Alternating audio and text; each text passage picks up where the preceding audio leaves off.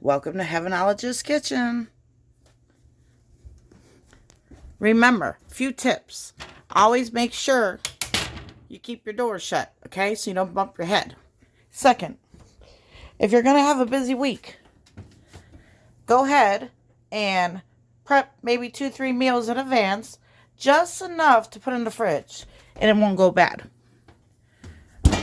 Just a few tips from Heavenologist's Kitchen.